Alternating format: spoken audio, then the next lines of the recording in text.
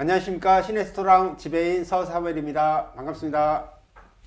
안녕하세요. 권혜성입니다. 반갑습니다.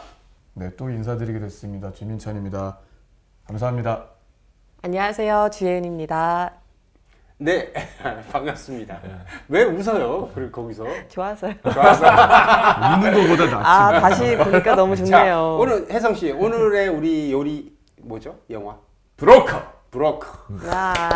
고레이다 히로카즈 감독님 브로커. 네, 고레에다 히로카즈 감독이 국내에서 이제 영화 제작을 해서 굉장히 화제가 됐던 작품인데 우리가 그 고레에다 히로카즈 감독 잘 알지 않아요? 저는 어느 가족? 어느 가족이랑 깐 영화제 응, 수상자. 그렇게 아버지가 된다 네. 작품 두 작품을 봤었어요. 민찬 씨는? 저도 그렇게 봤던 것 같습니다. 네. 저도요. 예, 예은 씨도. 저도. 대표적. 이게 우리나라에서 좀 유명한 작품인 거죠, 감독님이. 그렇죠. 그리고 아무래도 칸 영화제에서 상을 수상하면서 어떻게 보면 뭐 사실 일본 감독님들 많이 아시는지 모르겠지만 많이 모른다고 해도 영화를 좋아하거나 영화인들이면 그래도 고레에다 히로카즈 감독님 정도는 다 알잖아요. 그러니까 어떻게 보면 뭐 우리가 아는 최고의 일본 감독님이시다는 걸 알고 있고 그랬는데 사실은 어느 가족이라는 영화로 칸 영화제에서 최우수 그러니까 대상을 타면서 그때부터 어떻게 보면 세계적인 명성. 우리나라에서는 박찬욱, 봉준호 뭐 예, 번가는 그런 일본 반- 감독님이시다라는 거죠. 그리고 제가 알기로 기생충 딱 전해에 어느 가족이 황금종려상을 타고 탔죠. 그 다음에가 기생충이 기생충이었죠. 탔어요. 네, 맞아요. 네. 연이어 아시아 영화들이. 맞습니다. 예. 네. 이제 그래서 어쨌든 근데 그 영화가 굉장히 화제가 되기도 했어요. 왜냐면 칸 영화제 수상하는 것도 화제가 됐지만 예. 그 이후에 일본의 반응이 굉장히 화제가 됐었죠. 왜요? 왜냐면 일본 사람들은 조금 본인 나라에서 안 좋은 일로 왜냐면 어느 가족 여러분들 다 내용 아시겠지만 어떻게 보면 유괴 아니면 뭐 유괴는라고 할 수 없지만 뭐 도둑 도둑질 뭐 이런 좀도둑 그리고 그 생계를 꾸려가는 할머니의 연금을 수령해서 또 그 옹기종기 모인 가족들이 살아가고 뭐 이런 것들이 사실 정상적이진 않잖아요. 정상적인 도덕적으로 가족의 볼 형태는 수는 없는 아닌데 환경이긴 하죠. 이제 그런 게 드러내졌잖아요. 어떻게 보면 영화를 통해서. 아니 근데 일본 사람들이 다 그렇게 사는 건 아니잖아요. 그냥 다 그렇게 사는 게 극소수의 분들의 그분들의 그림을 그려내신 거 아니에요? 그 웃겼던 게 그 일본의 어떤 뭐 이렇게 신문을 봤더니 우리나라에는 저런 가족 없다. 뭐 이렇게 발표했다라는 거예요. 그러니까 이 영화를 가지고 너무 다큐멘터리로 생각을 한 게 아닌지라는 생각도 들고 이제 사실 그런 게 그 고레다 히로카즈 감독님한테는 굉장히 어떤 영화를 만들 수 있는 자유의 어떤 제한을 받는 그런 얘기를 실제로 인터뷰에서 많이 하셨죠. 그래서 이 브로커를 만들 때 예. 이 브로커의 주제도 우리가 이제 오늘 얘기를 하겠지만 사실 굉장히 비정상적인 그쵸. 아이를 거래한다는 뭐 나쁘게 얘기하면 인신매매잖아요. 브로커죠 진짜 말 그대로. 브로커라 그러면 굉장히 미화된 것 같아. 인신매매에 비하면 그렇지 않아요. 근데 그런 거를 아이를 버리고 그 아이가 거래되는 어떤 과정들을 보여주는 영화라서 아마 일본에서 또 찍었으면 또 엄청난 욕을 그럼 일본에서는 잡섰을 투자가 안 될 수도 있었던 작품이겠네요. 뭐 그럴 수도 있겠고. 구독. 그래서 이제 그런 여러 이제 상황이나 환경 때문에 특히 이 브로커를 한국에서 한국 배우들 고레에다 히로카즈 감독님이 좋아하는 뭐 송강호 배우라든가 배두나 배우랑 같이 작업하게 된 거에 대해서 굉장히 기쁘게 생각했던 그런 영화였어요. 저는 그래서 이 영화 보고 되게 신기하다라고 느꼈던 게 우리나라 환경이고 우리나라 배우분들로 연기를 하고 작품을 끌어나가는데 연출가가 다르니까 이 영화가 일본 느낌의 영화처럼 바뀐다는 느낌이 들어가지고 이 감독의 영향이 이렇게 크구나 영화에서 그 또 한 번 느꼈던 것 같아요. 그렇죠. 그러니까 고레에다 히로카즈 감독이 그러니까 한국 영화를 만들면서 그 감독은 일본인이지만 한국 영화를 만들면서 그동안 우리가 뭐 봤다는 그런 특히 이제 어느 가족이나 뭐 다른 영화들에 비해서 뭐 차이점이나 혹시 이런 거 발견한 거 있어요?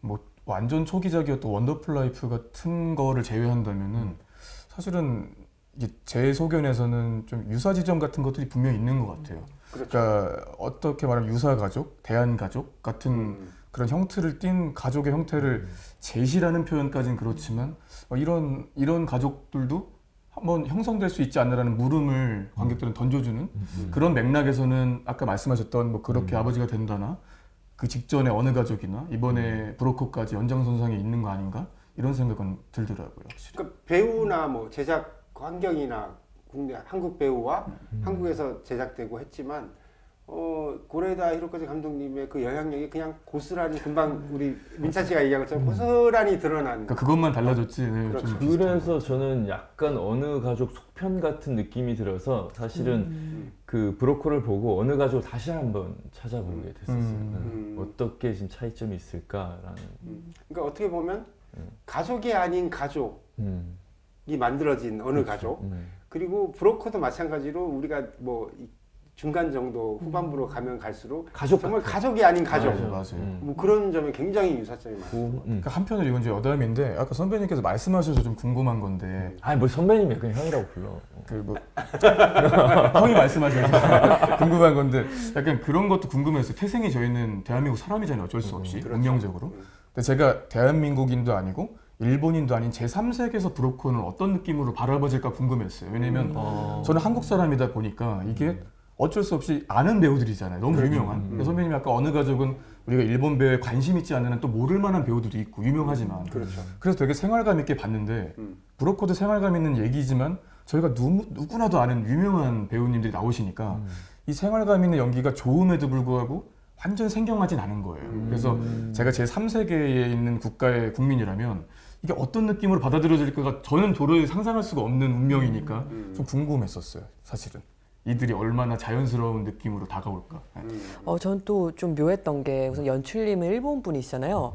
그래서 한국어를 사실 구사를 못 하실 텐데 그런 어색함이나 네, 통역사가 뭔가 있지 않아요? 감수 받았다고 하시더라고요. 송강호 배우님이 많이 도와주셨다고 하더라고요. 그런 현지에 한국에 쓸 법한 언어 같은 걸로. 그래서 그런 게 뉘앙스나 이런 게 너무 참고로 지금 예은 씨 얘기하는데 이 전에 만들었던 또 영화가 브로커 전에 프랑스 배우들하고 파비안느의 진실이라는 영화를 또 하셨어요.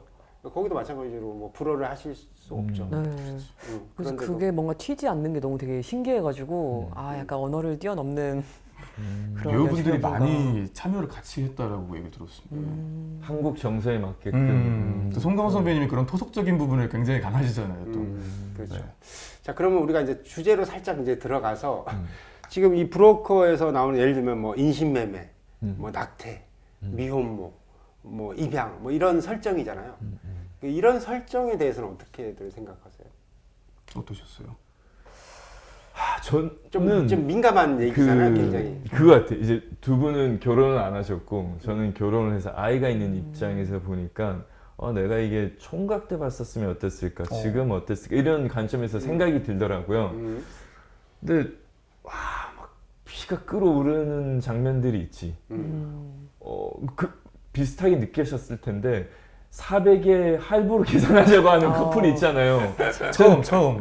난 그 장면에서 아이유가 진짜 너무 통쾌하게 느껴지는 거예요. 나도 막 쌍욕을 퍼붓고 싶은 거야. 근데 쌍욕을 했잖아. 사실 그렇게 근데 걔네들도 송강호 선배랑 강동원 씨랑 아이유도 그걸 자기 아이 그 아기를 막 팔러 다니는 거잖아. 걔네들도 그냥 쌍욕을 뿌려주고 싶은 캐릭터들인데 그러니까 막 화가 나. 근데 또 신기한 거는 그렇게 막 그 설정 자체가 화가 나고 아기가 너무 안 됐고 불쌍하고 또 혜진이라는 친구 축구하는 그 친구가 나 좀 입양시켜달라는 그 아이도 너무 애틋하게 느껴지고 하는데 그렇게 화가 나는 설정의 인물인데 보다 보면 또 내가 젖어들어가지고 얘네들 그냥 같이 가족으로 살았으면 좋겠다라는 생각도 들고 그런 막 여러 감정이 교차하게 되더라고요. 저 같은 경우는. 그러니까 이런 예민한, 그러니까 민감한 얘기잖아요, 사실은. 그냥 보통도 얘기 잘 안 하는 얘기를 이제 가져왔는데, 우리 90년대생. 내가 강조해 줄게, 맨날. 좋습니다. 막내요. 막내. 어떻게 생각해요? 아니, 요즘 젊은 친구들은, 그 또 궁금해요, 그죠? 우리 정말 젊은 친구들은 이런 문제에 대해서 어떻게 생각하고 있나? 확실히 제 주변에도 그렇고 예전보다 그렇게 아기를 많이 가지는 친구들이 좀 적다 보니까 비교적 이거에 대해서 사실 그 어른들, 저도 어른이지만 그 윗세대 분들보다는 좀 와닿는 건 좀 다를 것 같기도 해요. 그 체감하는 정도가 그냥 어떤 그냥 사건으로 바라볼 수도 있고 그냥 아 저렇구나. 그러니까 이런 주제가 말씀. 이렇게 영화돼서 네. 보여지는 거에 대해서는 어떻게 생각해요? 아 이런 예를 메시지는 들면 우리 혜성 씨가 얘기한 것처럼 네. 뭐 가장 분노했던 장면, 예를 들면 그런 거 있을 것 같아요. 저도 사실 똑같은 장면이었어요. 할부 사백이 알고. 12개월 난 너무- 진짜로 어유 진짜 지금 하고 싶어. 한 생명에 대한 뭔가 값을 매기는 거니까 그래 진짜 물건처럼 너무 흥정을 한다는 게 그거는 사실 세대를 떠나서 사실 열받을 수밖에 맞아. 없는 그럼. 그런 포인트였고 사실 영화 자체를 되게 좀 따뜻한 느낌으로 풀어간다고 해야 할까요? 사실 내용은 되게 인신매매하는 맞아. 심각한 내용인데 위트도 많이 나오고 또 어떻게 보면 그 동수나 상현 그 인물들이 좀 따뜻한 인물들로 비춰지는 부분이 많다 보니까 오히려 뭔가 심각하게 어떻게 저런 일을 할 수 있을 만한 거를 조금 심각성을 좀 내려놓고 봤다 해야 되나? 좀 네 심각하게 오히려 받아들이고 싶지 않아 하는 것도 있던 것 같아요. 너무 무겁게 영화를 보기 싫으니까. 그러니까 그 점도 내가 어떻게 보면 이게 약간 결론적인 얘기일 수도 있는데 저도 영화를 보면서 그런 생각을 많이 했어요. 그러니까 브로커 아이를 거래 정말 나쁜 얘기잖아요. 정말 욕하고 싶은 얘기잖아요. 그런데 사실은 어느 순간 딱 되면서 나도 똑같이 가족이 됐으면 좋겠다. 아 결말은 이거 어떻게 보면 분명히 가족으로 살 수 있지 않을까라는 생각. 그 강동원과 아이유와 또 뭐 맺어지지 않나? 그 뭐 약간 그런 혜진이가, 생각까지 맞아. 드는 포인트가 있었어요. 그죠? 분명히. 그러니까 그 민찬 씨의 그 생각이 궁금한데 네. 정말 브로커라는 아이 거래라는 얘기인데 사실 들여다보면 나쁜 놈들이 아니야. 그러니까 나쁜 놈들이지. 나쁜 놈들이지. 내 말은 캐릭터상 거기에 송강호가 아이를 거래하는 나쁜 놈인데. 근데 송강호 선배는 잡혀가지도 않았어. 근데 거기에 나오는 그 브로커들과 그 정말 우리가 생각하는 사회 악의 정말 나쁜 놈들은 아니잖아. 설정이 착하잖아. 착한 브로커잖아요. 어떻게 생각했어요? 그런 생각 혹시 안 했어요? 했어요. 저도 했고 좀 극단적으로 얘기하면 영화 같은 데서 그런 거 있잖아요. 막 극단적인 막 사이코패스 살인마인데 집에 오면 막 다정한 아빠고 예를 들면 그러니까 이게 양면성이라고 말하기엔 좀 너무 진부하고 누구나 이제 직업관에서는 그런 냉혹한 면이 있는데 사람으로 들여다보면 안 따뜻한 사람 없다라는 측면으로 사람들이 얘기할 때 있잖아요. 그런 의미의 극단적인 따뜻한 사람 상이 송강호 선배님이 가지고 있는 이미지 중 하나지 않습니까? 국민들한테 또 쌓아왔던 이미지를 거기에서 차용시켰던 것 같아요. 이 사람이 등장하면 사연이 있겠지. 되게 악질적인 그 일을 이유가 하지만 있겠지. 예, 사실 되게 악질이죠. 맞는 말씀이라 공감해요. 이게 말이 그렇지 그냥 유괴범이잖아요. 유기범이죠. 그리고 초반에 또 목사옷 몰래 입어가지고 맞아요. 그러고 있어. 근데 그거 연장선상인 게 중간에 잠깐 나왔던 장면인데 뭐 개인적으로 존경하는 선배님 나오셨기도 했고 그 포주분 있잖아요. 여자 포주분. 그분도 그런 말을 똑같이 하거든요. 송강호 선배님이 초반에 했던 대사처럼 나는 오갈 데 없는 애들 돌봐준 사람이다. 이랬는데 그거랑 송강호 선배님 초반에 똑같은 얘기예요. 이게 맞아요. 나쁜 일이 아니고 우리는 더 좋은 아이한테 이렇게 갈 수 있도록 그러니까 환경을 어쨌든 제공한다. 뭐 미화 내지는 정당화, 네, 정당화시키는 거죠. 그런 부분들을 볼 때 사실은 이제 영화적인 측면 빼고 저희가 뉴스로만 접했으면 진짜 못된 놈들인데 이걸 이쪽 시선에서 이입하게 만드니까 또 어떤 식으로는 영화적인 좋은 접근이기도 했고 하지만 그걸 빼고 보면 저도 끌어오르는 부분이 있었고 이랬습니다. 근데 그 좋은 관점에서 또 보게 되는 게 저 같은 경우는 개인적으로 배두나 씨가 우리 서로 얘 우성이를 어떻게 우성이가 좋은 환경에서 잘 자랄 수 있을지 서로 의논해보자, 고민해보자고 하잖아요.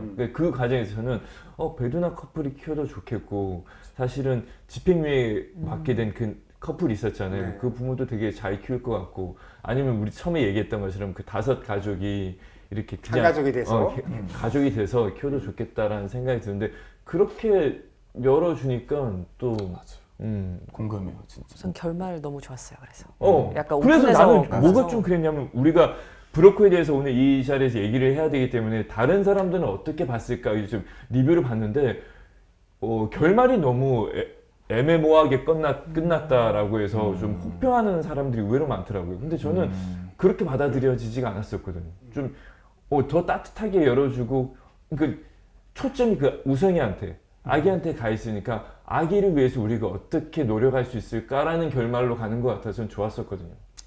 심지어 그 아이들 바닷가에서 마무리하다가 완전 최종 엔딩은 그 사진. 봉고차인지 뭔지 그 거기 걸어놓은 사진이 흔들리면서 끝나잖아요. 근데 맞아. 그게 송강호 표정이 안 보여서 좋았어요. 그러니까 상상해볼 수 있는 여지가 충분히 있고 이 사람의 하물며 입장에서 그 차에 누가 타고 있는지도 모르잖아요. 몰라. 네, 그게 너무 좋아요. 전 그래서 다시 막 이렇게 봤어. 누가 있을까? 송강호 선생님이지 않을까? 그렇죠. 그렇게 그렇겠죠? 추측이 그렇죠. 됩니다. 추측이 네. 되죠. 그 세탁소 봉고차였으니까. 그 세탁소. 그러니까 나도 그런 저 지점이 역시 고려에다 구독! 히로카즈 감독님의 영화에서 보여준 특징들이었던 것 같아요. 예를 들면 이 하물며 세탁소가 위장업체도 아니었어. 실제로 진짜 해놓고. 진짜. 실제로 본인이 세탁소를 운영하면서 원래 먹고 사는 사람이고 이 브로커의 일이 약간 가업 같은 거, 사이드업 맞아요. 같은 거였단 말이죠. 그게 도박빚 갚으려고 또 하는 맞아요, 실정이거든요. 맞습니다. 네. 그게 아이러니한 게 좀 과한 해석일 수 있는데 주인공이 가장 그런 안 좋은 부분들에 얽혀 있는 거에서 되게 세탁하는 느낌들이 들어서 되게 잘 선택한 직업 같아요. 그 구조상 같아요. 그게 그 설정이겠죠. 네, 그럴 것 같습니다. 아무리 봐도. 세탁하면서 네. 내 잘못 이런 거 좀 씻겨내려 뭐. 그러니까 왜냐면 그거를 좀 뭐 저는 개인적으로 합리적으로 추론하는 게 중간에 아이유가 한번 강동원 배우님 동수 역에 심한 말을 한 다음에 다음날 아침에 날이 맑게 개고 창문을 화해하는 장면이 있잖아요. 그때 아이유님이 그런 말 하거든요. 꿈을 꿨는데 꿈속에서 저는 과거의 일들이 깨끗이 씻겨 나가고 깨끗해졌는데 깨보면 여전히 난 그대로다. 그러니까 씻겨져 나간다라는 거 각자 뭐 상처든 과거든 이런 것들이 씻겨져 나가는 부분에 대한 것들을 좀 많은 곳곳에 이렇게 배치한 것 같은 느낌들. 초반에 비 떨어지는 장면 맞아요. 개념인 것 같아요. 이거 비 아니고 그, 빗방울이다. 맞아. 비 얘기를 나도 하려고 했었어요. 네. 근데 지금 마침 그 얘기가 나왔으니까. 그러니까 우리가 왜 헤어질 결심에서는 안개 뭐 이런 게 굉장히 사실상 작품에도 영향을 주는 의미가 있었고 저는 이 영화에선 비가 그런 느낌이었던 것 같아요. 왜냐면 그 배우들의 대사 곳곳에서도 그런 얘기가 나오고 네. 뭐 큰 우산이 필요해. 우산, 두 명이 맞아요. 쓸 수 노란 있는 불이 쓸 수 뭐 있는 이런 큰 얘기. 우산. 그러니까 비라는 게 온전히 우리가 사회에 노출된 어떻게 보면 이 황야의 리어왕에서처럼 황야에서 정말 모든 걸 받는 거잖아요. 어쩔 수가 없죠. 피할 수가 없는 거잖아요. 우리가 비라는 것이. 그러니까 그런 것들을 의미한다면 우산은 어쩌면 그게 가족이고 우산 자체가 가족이고 따뜻함이 될 수가 있으니까 그런 이 비가 상징하는 게 분명히 뭐 생각하는 게 있을 것 같아요. 들어보니까 일리가 있네요. 맞아요. 전 그러니까 생각나는 장면이 그 동수가 이제 마지막쯤에 모텔에서 네 모텔에서 이제 우산 가져가라고. 가져가라고 하는 장면 다 이제 기억하시죠. 아 거기서 사실 그냥 이제 너가 나와라 우산 씌워주러 나오면 되지라고 이제 던지고 나가는데 그런 장면이 나올 줄 알았어요. 맞아. 결국에는 우산 씌우는 그래, 장면이 나오진 귀여우면 네가 않더라고요. 우산 가지고 와. 네. 그래서 조금 기대를 했는데 근데 안 나오고 정말 끝났네 공감해요. 싶어가지고 네, 난 맞아요. 근데 그러고 나서 그 다음 바로 장면이 아이유가 배두나랑 이렇게 그 이제 뭐지 자수하자 뭐 이런 얘기를 하는 네. 상황이잖아요. 근데 난 그거 보면서 실제로 강동원이 우산 들고 나왔었으면 봤을 것 같은. 어떡하려고 얘는 그냥 대담하게 그렇게 그런 말을 던지고 나가지? 그럼 보통 사람이 아닌데 난 그런 생각도 했었어. 그 캐릭터가. 그 장면 진짜 이해됐고 다른 분들도 비슷하게 묘한 기류 같은 걸 거기 느끼잖아요. 맞아요, 근데 맞아요. 그렇죠. 사실은 제가 후반부 가가지고 저도 그 장면이 안 나오네. 떡밥만 던져도 안 나오니까 어떤 느낌을 받았냐면 이게 약간 소위 말하는 그 뭐라 그러죠? 좀 썸이라고 하나요? 그런 기류로 가려고 하다가 하다가 저는 이게 궁극적으로는 유사 연인이 아니고 유사 모자 같은 느낌이었어요. 그러니까 자기의 과거 엄마가 지녔을 법한 죄책감에 시대에 가서 용서하는 얘기 같은 거예요. 동수 시점에서만 보면. 맞아. 그래서 그게 관람차에서 결국에 자기 엄마가 자기를 버렸을 법한 너랑 있으면은 우리 엄마를 이해할 수 있을 것 맞아, 같아서. 이해할 수 있을 거라고. 그래서 그 이게 얘기를 해. 그래서 깨달았어. 이게 왜 안 나왔냐면 연인에 대한 그 미묘한 게 아니라 알고 보면 모자 간에도 그런 미묘한 게 있거든요. 저도 어머니랑 데이트도 하고 가끔 그러지만 이게 그 미묘한 기류가 연인에 대한 그게 아니었고 모자에 대한 그 미묘한 거였구나. 그러면 우리 그냥 같이 내가 우성이 아빠가 돼주면 어떨까? 그거는 좋아하는 감정에서 말한 게 아닌가? 눈물 이렇게 분명히 흘릴 때 나는 그런 감정이 있었다고 보는데. 나도 나 그렇게 없진 않겠죠. 맞죠. 그게 없다고 말할 수는 없는데 그게 그것보다는- 오로지 막 사랑이다 이런 거라기보단 자기 연민도 분명 있고 그게 과거 맞아, 자기애잖아요. 복합적이었을 네, 거예요. 거기서 굉장히 복합적인 것 본인도 같아요. 동화시키잖아요. 네, 자기 왜냐면 우성이는 곧 이 소영이를 자기니까. 아이유를 보면서 네. 자기 엄마를 이해한다고. 거기다, 맞습니다. 이제 보니까 네. 너의 마음을 보니 우리 엄마의 마음을 비로소 그때서 그러니까요. 이제 이해할 것 같다고 하는 거 보면 아이유를 과거의 엄마처럼 보는 느낌도 좀 있는 것 같아요. 그냥 제 그러니까 시선에서. 일종의 사랑과 연민과 네.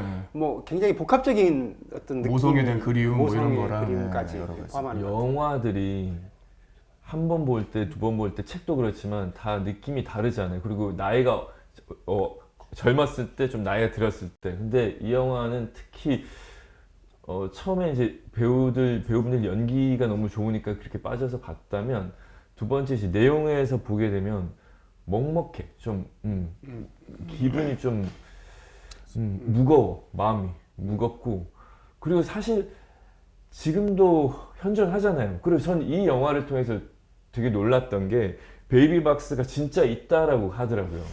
네.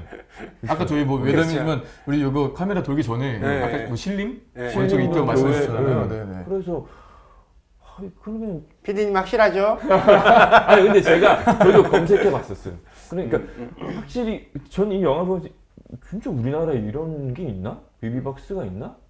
근데 이제 보고 나서 검색해 보니까 진짜 있대. 그럼 진짜 있는 거는 그런 부모들이 아직도 많이 있으니까 그런 그 교회에서 그런 상태를 만들어 놓는 거잖아. 그래서 저는 초반에 대사에서 직접적으로 아예 이 베이비박스에 대해서 먼저 만들어놨으니 버리는 거지.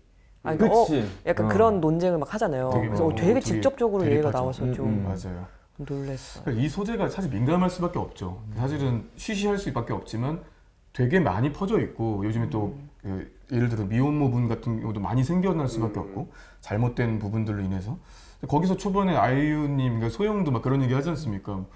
그러면은 낳기 전에 아이를 지우는 게 없애는 것과 나은지, 이거랑 뭐가 어떤 게 잘못된 거야라는 식으로 막 날이 서가지고 얘기하는데 죽는 게 낫냐? 네, 뭐 약간 그러니까 이런 낳고서 책임감 없이 하는 게 낫냐 아니면 낳기 전에 어떤 게 더 옳다고 누가 얘기할 수 있어라는 식으로 얘기하는데 되게 생각해 보게 되는 거예요. 사실 모두 옳은 건 없겠지만 그러니까 어쨌든 그 사회적 논쟁거리 자체를 이 영화에 던져줬다는 의미도 있고. 그래서 뭐 관람했던 관람객들이나 관객들이 생각하게 해볼 만한 영화로 잘 만드신 것 같아요. 전 개인적으로.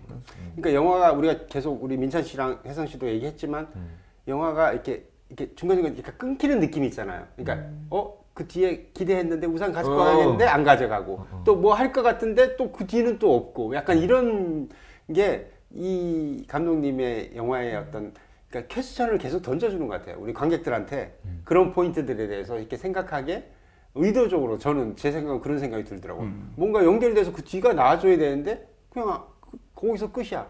그리고 고레다 히로카츠 감독님이 거의 대부분의 영화가 가족 소재로 만든 작품들이지 않나요? 그렇죠. 그렇게 난 보면서 이 감독님이 유년기에 이런 뭐 비스무리한 이런 경험이 있었나라는 생각이 사실 들기도 했었어요. 왜냐하면 그렇게 아버지가 된다, 뭐 어느 가족, 제가 본 걸로는 이 브로크까지 해서 세 작품이 화목한 환경에서 있는 그 소재로 사람들을 뭐 드러내놓지는 않으니까 그런 생각이 들더라고요. 그러니까 그게 보면 그 고레다 히로카즈 감독이 사회 문제에 관심이 굉장히 많은 것 같아요. 사회 문제, 그 사람의 문제에 대해서. 왜냐면 사실 이 큰 틀의 박스는 사회 국가잖아요. 뭐 물론 더 크게는 뭐 세계 우주도 되겠지만 그리고 그 작은 거는 베이비 박스였고 그 작은 박스에서 출발해서 사실은 더 큰 것을 포용하는 이 사회가 있고 아니면 차도 박스잖아. 그 여러 가지 의미에서 방 뭐 이런 모든 게 약간 사실은 이렇게 우리가 대입을 하다 보면 다 박스란 말이죠. 그 안에 갇혀 있는 무엇을 꺼내 놓은 거지. 인물에 대해서 우리가 계속 뭐 얘기는 했지만 굉장히 매력적인 인물이거나 아니면 각각의 인물들에 대해서 어떻게 생각해? 좋아요. 사실 되게 매력적인 캐릭터들이 많았는데 배우분들도 다 너무 좋은 분들이 많았는데 저는 약간 잠깐 나왔지만 너무 강렬하게 기억에 남았던 최영사 캐릭터. 형사님. 사탕수는 네. 아. 그 그 백현진 사탕의 배우님. 의미가 뭔지도 또 참 궁금해요, 그죠? 너무 그 잠깐 나왔는데 그 존재감이 너무 강렬해가지고 맞아요. 기억에 남는데 사실 너무 주인공분들도 그렇게 매력적이고 좋은 배우분들이 많았음에도 불구하고 사실 내용이랑 크게 관련이 없는 걸 수도 있어요. 너무 그냥 끝나고 나서 너무 강렬했다 이 기억이 너무 있어가지고 그분이 저는 그 백현진 배우님 그리고 기억에 너무 남았어요. 두 형사는 어떻게 생각해요? 저 여자 그- 형사? 네, 여자 그것도 형사. 좀 되게 새로웠어요. 보통은 이제 뭐 남자 형사가 나오고 뭐 여자 후배 정도 나오는 경우 있어도 이제 여자 두 분이서 이제 형사를 나오니까 그 살짝 그림이 대립하잖아요. 왜 우리 뭐 그치. 다른 영화에서도 얘기했지만 네. 왜 이 형사는 의도하냐고 굉장히, 팔게 근데 그 그림이 되게 조합이 되게 좋았던 것 같아요. 음. 그 배두나 선배님과 그 이주영 배우님의 조합이 되게 뭐라 해야 되나 뭔가 빠져들어서 뭔가 보게 하는 그러니까 매우 대립하지도 않지만 그렇다고 생각이 같지도 않고 네. 그죠? 그 뭔가 메시지를 전달하는 데 있어서 전달하고 되게 매끄럽게 약간 둘 다 타당한 말들을 또 해가고 약간 보는 맛이 있는 장면들이 많았던 것 그 두 같아요. 캐릭터가 그 아이를 이제 입양하는 그 과정을 보면서 범인으로 보지만 그네들도 그 상황에 좀 빠져들게 돼. 나중에는 우리가 실제적으로 우리가 브로커이지 않았나라는 얘기를 하잖아요. 맞아요. 그러니까 그렇게 보게 되지 않았을까? 그러니까 아까 똑같은 반복인데 지금 그 얘기하니까 또 생각이 났어.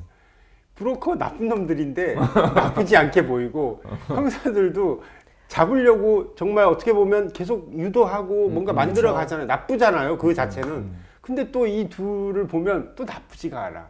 또 한켠에 또 따뜻한 마음이 있어. 이제 그런 대비가 확실히 보여주는 영화 같아요. 뭐 인물에 대해서 혹시 얘기할 저요? 건데? 예. 저는 송강호 배우님이 대단한 배우라는 걸 대한민국 사람 모르는 사람 거의 없잖아요. 그렇죠. 작정하고 싫어하지 않는 이상. 작정하고 막 진짜 나 안티가 될 거 이런 거 아닌 이상 누구나 저도 마찬가지고 너무 좋아하는 배우님인데 이번에 영화 보면서 사실은 이제 다른 작품에서 소위 말하는 막 주연의 폭발적인 그런 연기는 아니지만 그 예전에 제가 송강호 선배님 좋아하는 작품 중에 밀양에서 연기 되게 좋아하거든요. 그러니까 거기 전도연 선배님이 맡은 그런 막 폭발적인 부분과 상응하는 좀 물 같은 이번에는 그런 느낌으로 주연을 맡으신 것 같아서 이 작품에서 막 두드러지는 건 없지만 다른 배우님들이 뛰놀 수 있게 약간 토양, 공기, 물 같은 걸로 감싸주는 느낌을 받았어요. 전체 흐름을 다 이렇게 잡고 있는 사람. 그래서 되게 저 배우님만 나오면 그리고 저 배우님이 역시 쌓아온 그게 있어서 그런지 다른 분들이 막 개성껏 뛰어노는 것에서 저분이 안정감이라는 걸 무시 못해요. 그냥 그 인물 같아. 맞아, 너무 좋았어요. 그- 그러니까 주변의 같아. 모든 걸 흡입하지 않고 그래서 네. 진짜 그 뒷문이 고장난 그 봉고를 운전하시는 진짜 그 사람 같아. 너무너무 좋더라고요. 그 부분이 다른 배우님들도 다 너무 개성 넘치고 자기 몫 이상으로 해주시는데 유독 원래 알아왔던 배우님이지만 절에서 저 배우님을 저런 캐릭터에 그리고 그렇게 빌드업을 쌓아놓고서 가장 되게 허허실실의 캐릭터잖아요. 이래도 좋고 저래도 좋고 약간 진짜 현명한 사람처럼 보이는데 후반부에 그런 사람이 딸과 대면했을 때 그 상처받은 눈빛을 봤어요. 그 정말 그 엄마의 말을 따라서 딱 내던졌을 때 울지도 않았지만 그 미묘한 큰 상처를 받는 듯한 표정과 남아있는 그의 뒷모습 이런 걸 보면서 저 배우님은 약간 우아한 색일 때도 그렇고 가만히 뒷모습만 잡고 있어도 내가 막 다 치근해지더라고요. 유괴범인데 그렇죠. 네, 치근해지더라고요. 그래서 대단한 느낌이다. 그리고 그 역할의 매력이 생각보다 임팩트는 크지 않았지만 여운이 길었어요, 저한테. 그러니까 그 딸을 만났을 때 이제 그런 지점들이 사실은 현재에서는 거래를 하려고 하고 있고 그러니까요. 그렇죠? 본인의 아이에 대해서 그렇게 애틋한 그러니까 뭐 울거나 뭐 어떻게 하지는 않죠. 네. 정말 그 쩔쩔매고. 표정 자체에서 보여지는 그 애틋함과 그 아이에 대한 사랑이 완전히 별거 안 느껴지고 했는데. 예, 예. 너무 좋았어요. 그리고 이제 또 좋았던 게 아까 얘기했지만 그 정말 그 캐릭터 자체로 모든 걸 본인이 흡수해버리거나 그러면 굉장히 상대적으로 다른 배우들이 좁아지잖아요. 뭔가 근데 그게 아니라 그냥 원 오브 댐처럼 맞아요. 너무 잘 그런 조정을 어떻게 보면 잘해준 표현 너무 좋거든요. 지배하려 드는 연기가 아니고 다들 이렇게 조율자 같은 느낌이어서 다들 각자 매력도 다 살려드리면서 하는 것 같은. 근데 그 조율자 역할을 했음에도 불구하고 기억에 나는 씬들이 너무 많아요. 송강호 배우님 그러니까 나오는. 그런 게 더 대단한 거예요. 그래서 약간 어떤 아련한. 씬들이 있어요? 저는 아까 그 말했던 딸 만났을 때 그 아니, 씬도 그렇고 그렇습니다. 마지막 약간 미묘한 감정들 그 이제 약간 갈라서기 전에 경찰들한테 잡히기 전에 이제 떠나잖아요. 네. 그 전에 약간 미묘한 그런 나는 표정들과 딸 떠나서 보고 와서 모텔에서 맞아. 그 우리 배신해도 좋아. 그럴 수 있어. 엄마라면 그럴 수 있다. 엄마라면 그럴 수 엄마라면 있어. 그럴 수 있다. 그 말이 되게 확 좀 와닿았던 것 같아. 아 기차 씬도 좋았어요. KTX 타고 저도. 아, 이제 아이유 대화할 떨어졌다. 때. 네, 둘이 대화할 저도 때. 좋은 씬을 꼽으면 씬으로 꼽으면 저는 그 씬이 거의 탑3 안에 들어요. 그 영화에서 정말 그리고 또 일부러 한 건지 모르겠는데 음명이 계속 왔다 갔다 되잖아요. 터널 그렇죠. 왔다가 어둠과 밝음이 예, 그것도 계속 왔다 너무 갔다. 좋았고 심지어 어차피 나온 김에 얘기 드리자면 송강호 배우님이 아이유 배우님 이렇게 약간 읍조리잖아요. 당신들을 내가 아이를 이렇게 하기 전에 만났다면 안 그랬었을 텐데라고 얘기하니까 약간 읍조리면서 지금이야 늦지 않았다 했는데 그때 못 못 들었어요. 들었지. 다시 물어보니까 아니야. 아니라고 그러니까 아니라고 하는 거에서 송강호 배우님의 다시 그 돈 벌고 싶은 마음. 내가 너무 감상적으로 말하거든요. 저는 그게 약간 이룰 수 없는 부분이라고 자각했던 것 같아요. 첫 번째 대답할 때는 이상적으로 대답한 거고 두 번째 때는 내가 너무 이상적으로 대답한 것 같다 싶어서 아니라고 한 것 같은데 그 장면도 저도 너무 인상 깊고 그러니까 그게 그러니까 상현 극중 인물이 상현이죠. 상현과 동수 지난부터 이름 외우는 상현 동수가 상현과 네. 동수의 네네. 그게 그 캐릭터가 변해간 것 같아요. 저는 그 생각이 많이 들어요. 그러니까 계속 어느 지점까지 계속 에휴 이러면서도 포기하나 싶은데 또 판다고 그러고 또 여기서 이제 다시 뭔가 다른 모드로 돌아가나 했는데 또 알아볼게 하고 그러니까 그 기차 안에서도 저는 두 번째 봤을 때는 마음이 좀 애틋하나 그렇게 보다가 그치 돈 생각이 나니까 딸한테 우리 역시 두 번 보면 아빠가 머리야. 두 돈을 번 많이 머리로 벌어와서 보게 이제 돼. 우리 같이 살까 뭐 이런 하잖아 엄마 딸 만났을 때 그치 그게 본인도 내 전 와이프랑 내 딸이랑 이렇게 같이 살고 싶은 마음이 머리 크겠지 뭐 그러지 않을까 근데 그거를 약간 정말 지나가는 장면이지만 암시가 잠깐 졸았다 일어났는데 딸하고 이렇게 월미도 갔던 꿈꾸다 그러지 않았었어요? 이 기차 타고? 맞아요. 그것도 되게 힘주지 않은 장면인데 잠깐 꾸는 꿈마저도 그때를 꿈꾸는 거 보니까 되게 그립나 봐요, 그 시절이. 근데 저는 계속 보다가 완전 바뀌어서 보였던 포인트는 완전 마지막 씬에 그 뉴스 나오고 나 미안. 거기서 앉아 있는 그 터미널 같은 네, 데서. 거기서 앉아 있을 때 표정은 그 전에 쭉 봐왔던 영화 내내 봐왔던 표정이랑 또 다른 너무 맞아요. 약간 맞아요. 어떻게 보면 좀 섬뜩한 나 지금 느낌 그 포인트여서 궁금한 게 있는데 예은 씨가 얘기해서 송강호 선배가 그 죽인 거 맞아요? 그 조포? 전 그렇게 이해. 그치 둘이 맞죠. 맞는 거죠? 우리가 영화상에 보여지는 거는 그렇죠. 그냥 왜 죽여? 그냥 안 죽여도 되잖아. 죽일 이유가 있나? 어차피 그네들 계획하에 이렇게 할 건데 호텔에서 만나가지고. 그러니까 저는 원래 그렇게 살인을 저지를 수 있을 만한 인물이었는데 그 전까지 너무 약간 따뜻한 인물로 비춰졌던 게 아닐까. 그런 거 있잖아요. 현역에서 은퇴하고 허허실실 사는 막 그런 네. 내공 있는 사람. 그러니까 그런 지점들인 것 같아요. 정말 사람을 죽이고 뭐 아이유도 남편을 죽였잖아요. 죽이고 아이를 거래하고 송강호도 마찬가지로 뭐 그런 어둠의 세계에 있고 뭐 도박도 하고 아이도 또 팔고 정말 나쁜 것들이 이렇게 쭉 나열되어 있는데 이제 그 나쁜 것들이 관여된 이 많은 사람 실제로 있을 수 있는 우리 현실에서 있을 수 있는 사람들의 그런 걸 그냥 날 것으로 보여준 것 같아.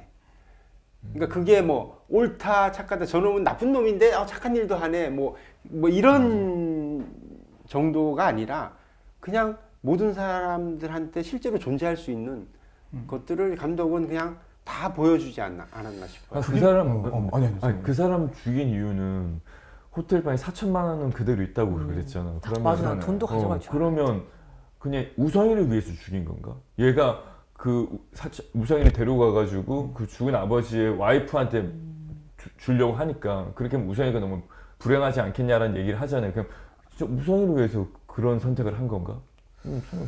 약간 그게 그런 고레에 의미도 다이로카즈 감독님의 그게 매력 같아요.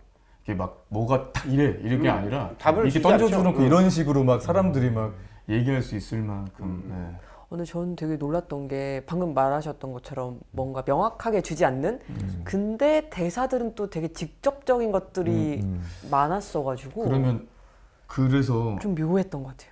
약간 이게 좀 부정적인 얘기인데 제가 고레에 다이로카즈 감독님 영화들을 원더풀라이 때부터 보면서 유일하게 아쉬웠던 점이 그 점이에요 이번에.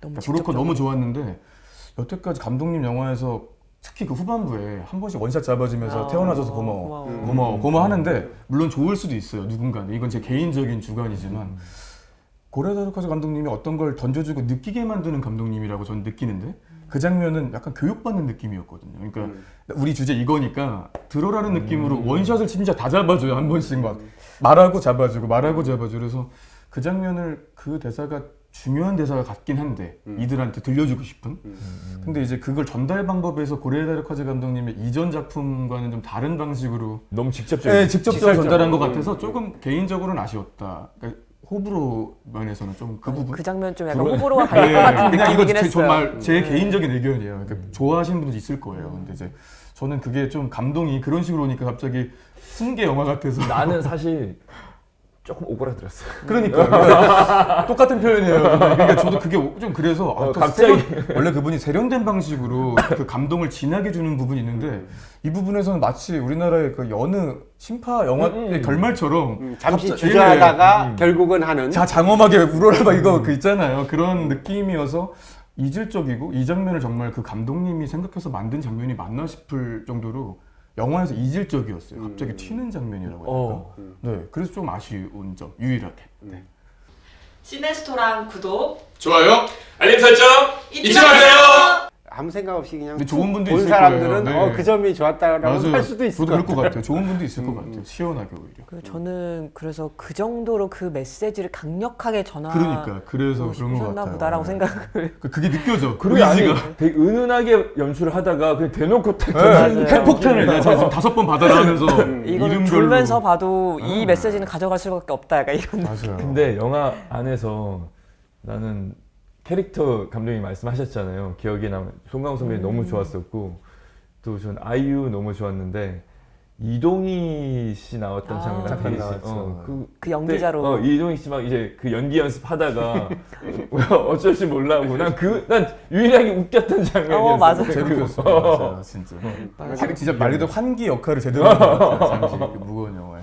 전체적인 영화의 흐름에는 어울리지 않는 네, 정말 뜬금포죠. 뜬금. 그래도 뭐 관객들한테는 근데 저는 좋았어요. 나도 좋았어. 난 좋던데. 네, 뭐 너무- 배란 유도제 그 심지어 그 씬은 멀리서 약간 지켜보는 입장에서 이렇게 넓게 잡아서 그냥 이렇게 CCTV 행동들만 샷으로. 보이잖아요. 네, 반전 근데 샷. 멀리서 봐도 너무 웃긴 거예요. 근데 멀리서 봐서 더 웃긴 것 같아요. 또 애기 이렇게 건넸다가 이제 이거 약간 뭔가 아니구나 해서 데려갈 때 그 뭔가 수습하는 과정이 너무 웃긴 거야. 그 풍선 주면서 내려가는 장면이 웃겨. 그게 멀리서 찍은 게 더 웃겨요. 맞아요. CCTV를 본 것 같아가지고. 네. 그건 진짜 연출력이 되게 좋은 거야. 맞아요. 그런 것 같아요. 그런 거 바스트 받고 찍었으면 정말 매력. 맞아. 근데 그분이 그래서 제가 들어보니 고레에 다이로카즈 감독이 저서를 읽게 됐었어 작년에. 근데 선물을 받은 거예요. 그때부터 저도 오히려 좀 뒤늦게 그 감독님 세계에 입문해서 영화를 보기 시작했는데, 그 하얀색 표지에. 네, 영화를 그렇게 찍게 됐는데 그거를 보니까 그분 자체가 디렉팅이 정확히 없대요.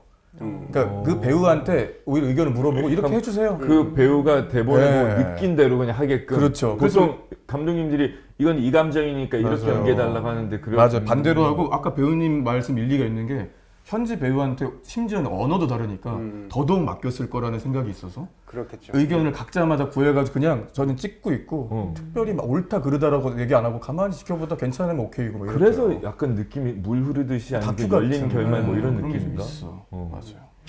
그러면 우리 캐릭터 얘기도 했지만 뭐 연계되는 얘기인데 이게 관계, 그러니까 서로를 보는 시각들이 조금 있잖아요. 예를 들면 상현과 동수의 관계도 있고, 상현과 동수 둘과 소영의 관계도 있고, 소영을 바라보는? 네, 관계도, 그러니까 서로 소영이 이 둘을 바라보는, 이 둘이 소영을 바라보는 그다음에 수진과 이영사 우리 아까 얘기했던 이 약간의 그 시각차 뭐 수진 이영사와 상현 동수 소영 이 두 덩어리의 묶음 서로 보는 시각 이런 관계들에 대해서 혹시 특별히 뭐 생각나는 지점들이 있나요? 아까 이제 뭐 서두에 말씀드렸던 것처럼 동수와 소영의 관계는 저는 유사 모자 관계 같은 그런 거 정도의 인상을 좀 받았고. 근데 관계들이 초반에 서로가 느꼈던 거랑 중반 후반을 넘어가면 그 관계성이 유하게 바뀌는 것 같아요. 맞아요. 다들 예를 들면 그 소영은 그 둘 남자를 그냥 말 그대로 브로커, 나쁜 놈, 도둑놈 뭐 이런 느낌으로 봤다면 그네들이 이제 동수를 애하고 아껴하는 장면에서 그 감기 열 감기 때문에 병원신 끝나고 나서 아이유가 고맙다고 아니었으면 당신들 아니었으면 우리 아이 어떻게 했냐 뭐 이런 얘기를 하잖아요. 그러면서 이제 좀 고마움, 따뜻함 느끼다가 또 다시 또 그 배두나 형사한테 이제 얘기를 듣고 아이를 위한 선택을 또 하게 됐을 때 어떻게 보면 또 배신이잖아. 그네들 둘의 입장에서 봤었을 때는 그러니까 이렇게 관계성이 흘러가는데 그래도 제가 아까 초반에도 말씀드렸지만 마지막에는 다들 목표는 동수를 위한 선택. 동수 맞죠? 동수가 제일 시원해요. 동수 강동원 동수 말고 아이 우성이를 위한 선택. 우성이를 맞아. 위해서 우리가 어떻게 하면 더 좋은 환경에서 잘할 수 있게. 다 똘똘 뭉치잖아요. 그러니까 그래서 이렇게 흘러가는 거예요. 흐름이. 처음부터 끝까지 같은 상대성으로 가는 게 아니라. 그러니까 저도 보면 이 관계를 그러니까 과하게 얘기하면 적대적이었다면 시작할 때 그러니까 맞아. 적대적인 게 뭐 죽이고 살리고 이런 게 아니라 어쨌든 경계하거나 그렇죠. 뭔가 아무튼 이 뭐 아까 우리가 얘기했던 관계들이 좀 경계하고 적대적이었다면 그게 그냥 신압으로 점점 더 이렇게 그러니까 이게 확 이렇게 된 게 아니라 뭐 점점 더 좁아드는 그래서 약간 그 유사 가족이 되는 맞아요. 그런 형태로 가는 것 같아요. 예전에 헤어질 결심도 되겠는데 서로 결핍들이 많잖아요. 상처들도 많죠. 많고 그걸 서로를 보듬으면서 성장을 같이 하는 느낌이랄까. 선배님 아까 말씀하셨던 장면도 갑자기 떠올랐는데 그 장면 너무 좋았어요. 병원 장면에서 툭 아이유가 이제 고맙다고. 그러니까 송강호님이 뭐라고 갑자기 툭 떠지냐면 굳이 혼자 할 필요 없어. 모든 걸 이룬단 말이에요. 혼자 모든 걸 일부러 할 필요 없어. 대단한 반응도 안 해. 네, 근데 그게 배우들이. 너무 그렇구나. 혼자 다 해오던 사람이 혼자 할 필요가 없다는 말을 듣게 되는 순간 너무 위로됐을 것 같아. 그런 느낌으로 태어나줘서 고마워 하면 좋았을 텐데. 그러니까 그게 좋았어요. 맞아요. 난 그 말인 거예요. 살짝 그러고 이따 마지막에 다 장엄하게 들어갑니다. 원샷 잡으니까 좀 아쉽더라고. 그러니까 여기 이제 뭐 예를 들면 제가 이제 짧은 강동원이 우리가 키울까 그러잖아요. 아이를. 네. 그러니까 소영이 누가? 그러니까 우리 다섯이. 그러니까 소영이 이상한 가족이네라고 얘기를 해요. 정확한 표현이다. 난 그러니까 사고리야 네가 너희들 키우지 그 마음으로 봤어. 그게 약간 약간 전체를 이렇게 아우르는 선배님 시선 언어인 것 좋은데. 같아요. 이게 뭔가 이런 시선이 하나 들어오니까 제가 영화를 다시 또 이렇게 왜나 어떤 시선으로? 좋은데 아니 이게 뭔가 극이성적인 그 질감이 있어요. 이거 되게 재밌는데. 나와 키워라. 자, 우리가 이제 많은 얘기를 했는데 이제 좀 이렇게 우리도 뭔가 다듬어야 될 것 같다. 우리가 열어놓을까? 이게 결국은 이 영화가 주고자 한 메시지가 뭐였을까요? 태어나줘서 고마워. 태어나줘서 고마워. 그 단어. 그리고 저는 느꼈던 거는 사실 이 사건 아이를 이제 사실 되게 나쁜 일이긴 한데 이 사건이 일어나서 다 변화하잖아요, 인물들이. 그거를 통해서 약간 나름의 성장기 느낌이어서 뭔가 주어진 상황이니까 이렇게 해야지. 뭐 애가 태어났으니까 키워야지. 이런 게 아니라 그 사건을 통해서 마음만 먹으면은 이렇게 마음이 좀 변할 수 있는 것 같은 거. 그래서 뭐 사실 되게 이슈가 많은 뭐 베이비박스도 그렇고 낙태 되게 좀 심오한 주제가 나왔는데 그거를 그냥 단면적으로 되게 단순하게 그냥 그건 좋다 나쁘다 바라볼 게 아니라 조금 이런 어떤 과정들을 통해서 좀 더 생각을 할 수 있는 부분들이 아닌가 해서 좀 결말도 저는 메시지로 넣었다고 생각을 해요. 그 결말이 이유가 있다. 그리고 태어나줘서 고마워 하고 이런 오픈된 이런 시선에 대한 거에 대해 얘기하려고 했던 게 아닐까. 그러니까 이 감독님 스타일이고 이번에도 뭐 그런 중간에 우여곡절이 있었지만 태어나서 고마워 그 씬은 우여곡절이 있었지만 어쨌든 그래도 기존은 희망도 절망도 보여주지 않고 그냥 담담하게 관조하는 느낌인 것 같아요. 그러니까 지금의 당신들에게 뭐 예를 들면 어린 시대에 나은 정이 있고 기른 정이 있고 막 이런 얘기 하잖아요. 근데 지금 시대의 가족이라는 게 과연 어떤 의미인가라는 거를 그냥 툭 던져놓고 바라보게 만든 다음에 그냥 각자마다의 답이 있을 것 같은 느낌? 그래서 저도 생각해보게 되는 지금 과정인 것 같아요. 왜냐면 저도 입양을 결혼을 하지 않더라도 입양을 작년쯤에 처음으로 부모님께 저는 아이 생명을 키우는 거에 대해서 인생 살면서 꼭 해봐야 될 거라는 느낌? 물론 어렵겠지만 너무 어려워. 그러니까요. 그래서 결혼을 하지 않더라도 그런 부분에 얘기를 했는데 저희 되게 보수적인 부모님인데 생각보다 그거를 물론 한 번은 아니지만 긍정적으로 생각하세요? 약간 긍정에 조금 더 가깝게 하지만 생각은 해봐라 쪽이었지만 저는 의외였어요. 그래서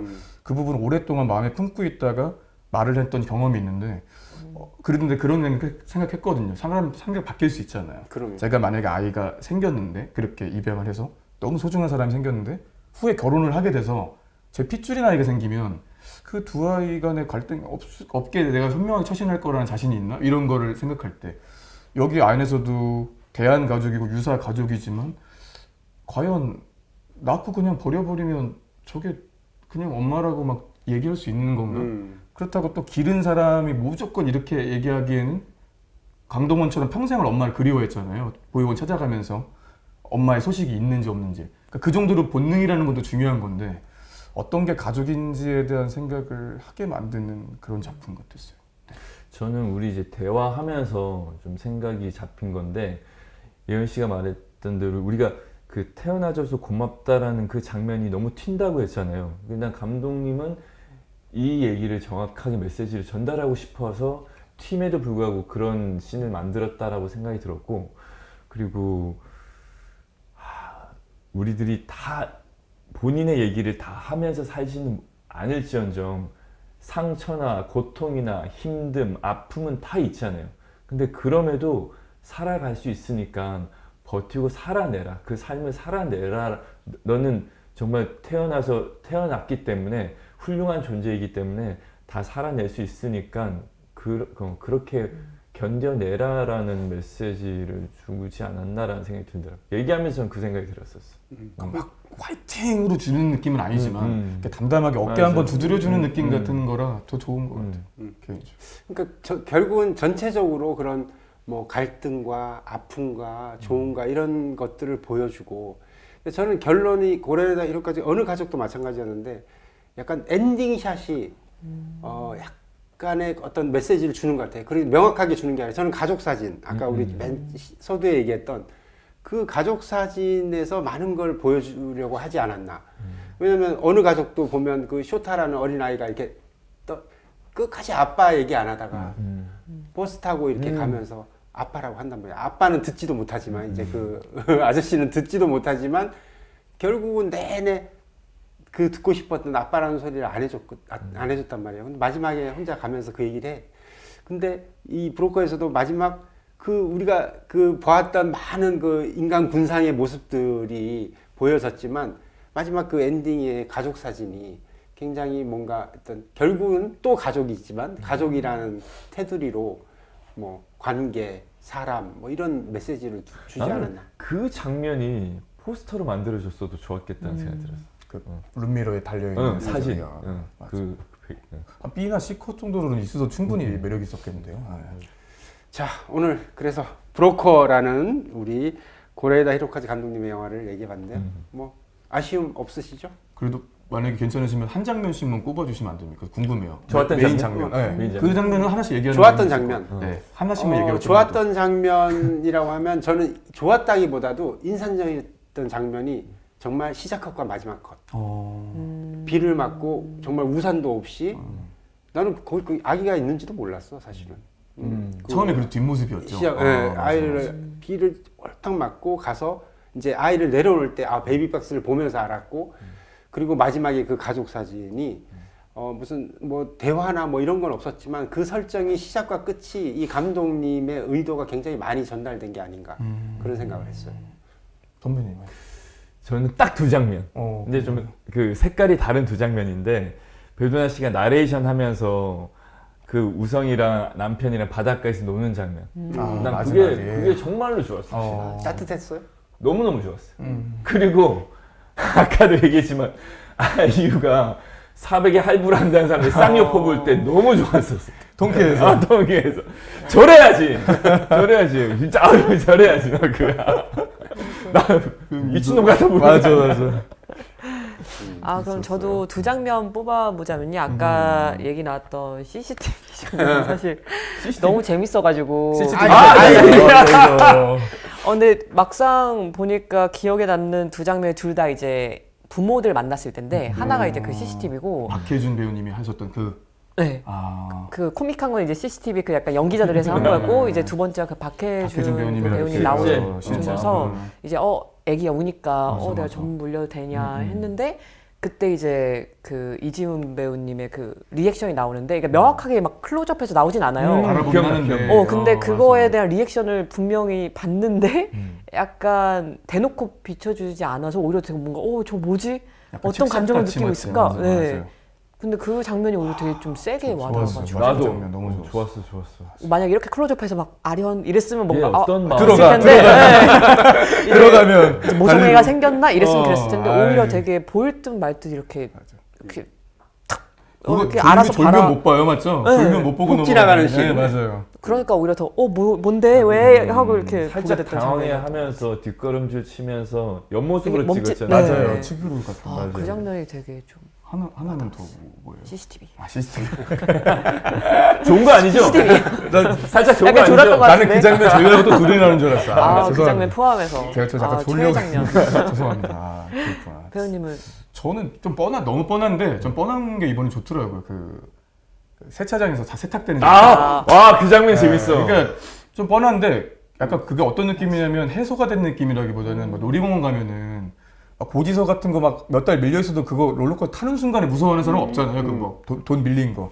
한 1분여 남짓이지만 그 순간만큼은 다 잊고 갑자기 사람들이 원초적인 감정으로 돌아간 것 그 같았어요. 장면도 우리 비 내리는 장면이나 그런 것처럼 씻겨 내려가는. 네, 내려가는 그래서 너무 그 좋았고 막 자체. 거품 묻어 있고 맞아요. 그 순간만큼은 그 소용마저도 막 깔깔대고 있는 거예요. 그래서 맞아.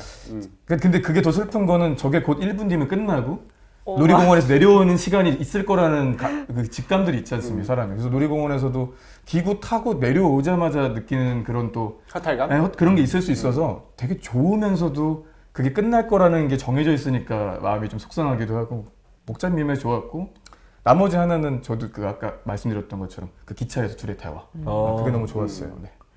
좋은 장면들이 엄청 맞아. 많아요. 너무 많은데요, 생각해보니까. 그래요. 맞아요. 우리가 아직 뭐 다 못한 얘기도 사실은 많은데 배두나 씨와 그 신랑과의 관계도 그것도 있네, 맞아요. 그 얘기도 못했지만 뭐 네. 노래 해준다고 그러는데 빨리 옷 갖다 줄 때 가라고. 그리고 건의할 수 있는 게 나중에 저희가 이 프로그램 하다가 그런 못했던 특집 해가지고 해야 될것 하루 같아요. 회차 채차를 하면 괜찮을 해야 될 것 같아. 메모를 해야 될 것 같아. 네, 저희 못했던 항상 것들. 무슨 얘기를 해야 되나 하다가 ETC 끝나고 특집에서 나면 또 아쉽죠. 네. 맞아요. 맞아요. 그 기타 등등 말 못한 게 특집으로 해가지고 네.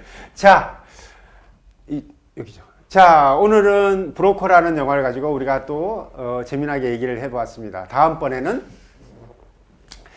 또 다른 재미난 영화를 가지고 여러분들을 찾아뵙도록 하겠습니다. 감사합니다. 감사합니다. 감사합니다. 아.